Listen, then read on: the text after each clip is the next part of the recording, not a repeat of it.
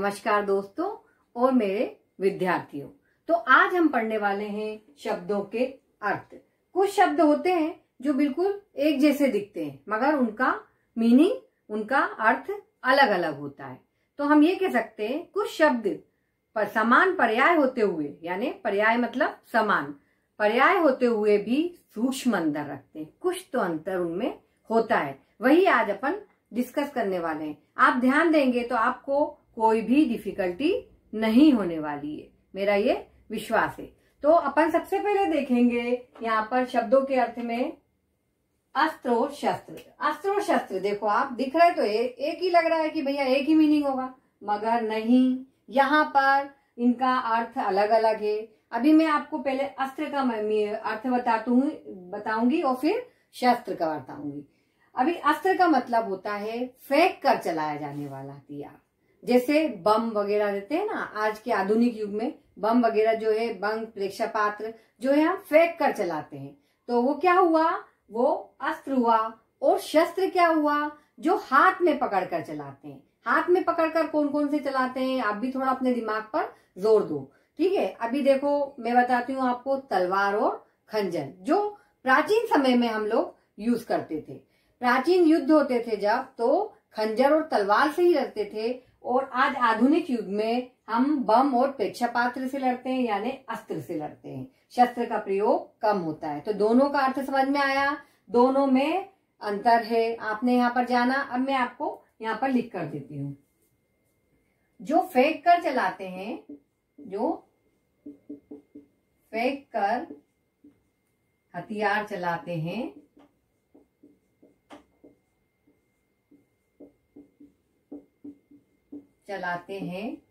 उसे अस्त्र कहते हैं। क्या कहते हैं, उसे अस्त्र कहते हैं।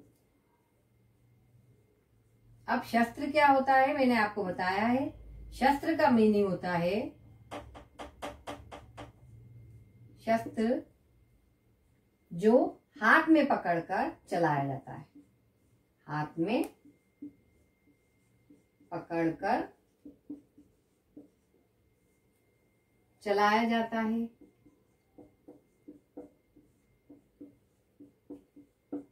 उसे क्या कहते हैं, उसे शस्त्र कहते हैं। दोनों का मतलब आपको समझ में आ गया होगा। अभी आयु और अवस्था।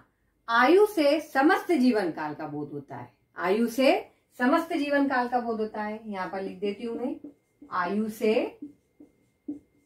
समस्त जीवन काल का बोध होता है, यानी हमारा जीवन जो चल रहा है पूरा,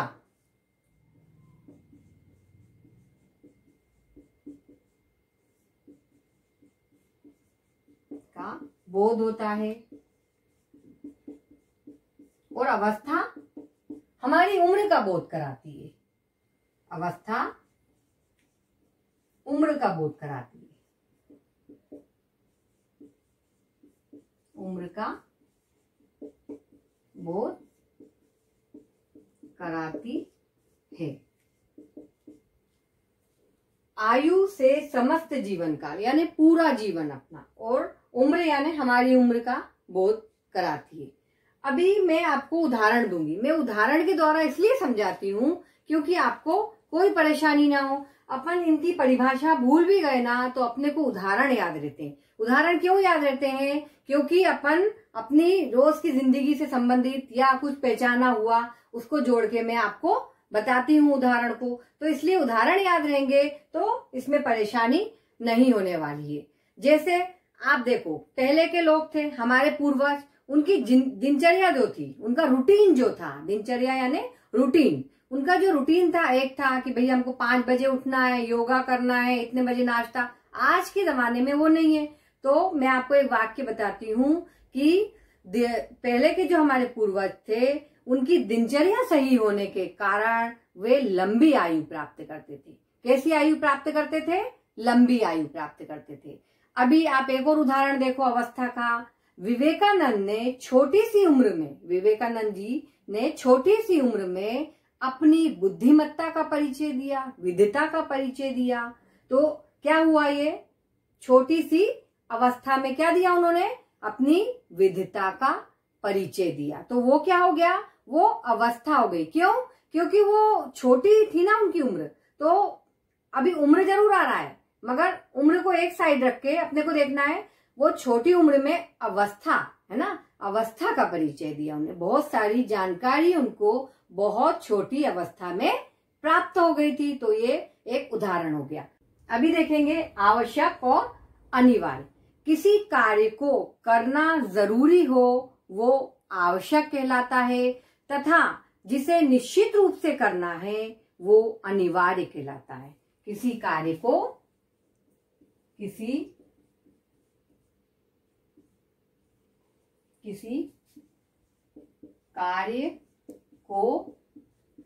करना जरूरी हो उसे आवश्यक कहते हैं। देखो अर्थ में कितना अंतर है, उसे आवश्यक कहते हैं।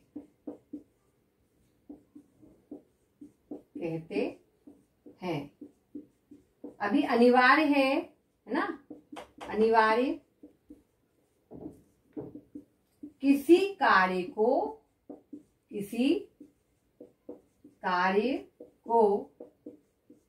निश्चित रूप से करना जरूरी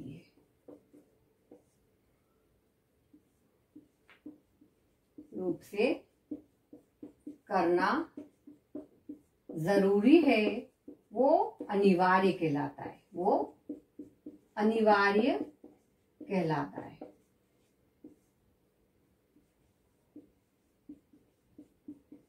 लग रहा होगा कि दोनों एक ही बात है, मगर नहीं, दोनों अलग अलग बात है। आप उदाहरण देखेंगे तो आपको बहुत अच्छी तरह स्पष्ट हो जाएगा। आवश्यक का पहले बोलती हूं मैं। ताजे फल खाना स्वास्थ्य के लिए आवश्यक है। अब आप खाओ या ना खाओ वो आवश्यक है आपके लिए, है ना। ये आपके ऊपर कोई प्रेशर नहीं डाला है कि आपको खाना ही है ताजे फल, है ना। तो ताजे फल खाना क्या है, स्वास्थ्य के लिए आवश्यक है, मगर यहाँ प्रेशर नहीं डल रहा है। अभी स्कूल में जाना है तो स्कूल ड्रेस पहनकर ही जाना होगा। तो स्कूल जाना और स्कूल में जाना है और स्कूल ड्रेस पहनकर जाना है तो वो क्या है, अनिवार्य। क्यों, क्योंकि पनिशमेंट मिलेगा ना, है ना, सजा मिलेगी।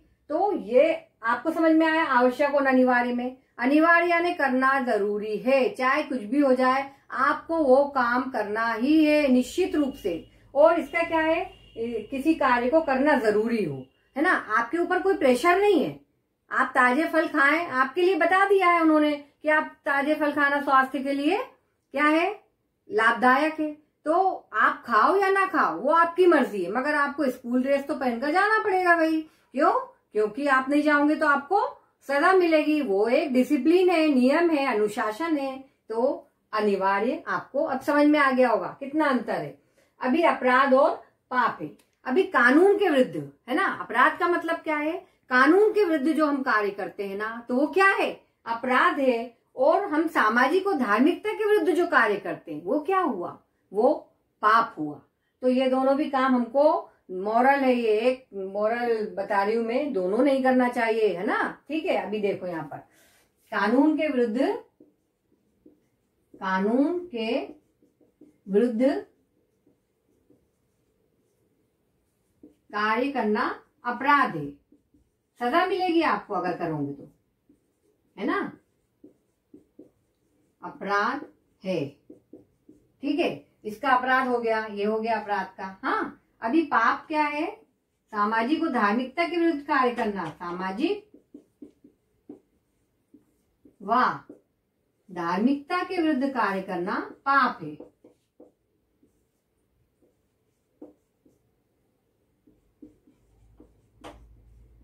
विरुद्ध कार्य करना पाप है। ये तो हो गया इनका अर्थ। अब मैं आपको उदाहरण बताती हूँ इसके लिए भी। ठीक है, एक विद्यार्थी ने पुस्तक चोरी करके भाग गया तो वो क्या है, वो अपराध है ना। कमजोर व्यक्ति को सताना पाप है, हमको नहीं करना चाहिए। कोई कमजोर है, लाचार है, मजबूर है, तुम उसको सता रहे हो तो ये क्या है, ये पाप है। तो ये आपको अभी समझ में आया होगा देखो, अस्त्र शस्त्र है, आयु अवस्था है, आवश्यक अनिवार्य है, अपराध और पाप है। तो ये मैंने आपको 4 अभी शब्दों के अर्थ बताए हैं और ये दिखने में एक जैसे लग रहे हैं मगर इनके अर्थ भिन्न भिन्न होते हैं। तो आपको एक और मैं ओरली बताऊंगी, श्रद्धा और भक्ति। ठीक है, श्रद्धा यानी क्या होता है? हाँ, श्रद्धा और भक्ति अपने से बड़ों या गुणवान व्यक्ति के प्रति हमें कैसे भाव रखना चाहिए? श्रद्धा रखना चाहिए उनके प्रति हमको। क्यों? क्योंकि वो हमसे गुणवान है, विद्यता में भी गुणवान है ना? तो हमको क्या रखना चाहिए उनके प्रति? कैसा भाव रखना है? श्रद्धा रखना है ना? और ईश्वर के प्रति पूज्य भाव रखना चाहिए। वो क्या हो गया? वो भक्ति हो गई। वो क्या हो गया? वो अपनी भक्ति हो गई। अभी मैं एक उदाहरण दूंगी आपको तो आपको बहुत अच्छी समझ में आएगा। देखो, संपूर्ण राष्ट्र, पूरा देश है ना, पूरा हमारा देश हो, विश्व भी हमारे राष्ट्रपति महात्मा गांधी के प्रति कैसा भाव रखते हैं? कैसा भाव रखते हैं? आदर का भाव रखते हैं, उनके प्रति श्रद्धा का भाव रखते हैं, है ना? अब आप देखो, प्रहलाद भगवान के परम भक्त थे। यहाँ क्या आ गया? भक्ति आ गया। आपको आया? श्रद्धा और भक्ति भी समझ में आ गया।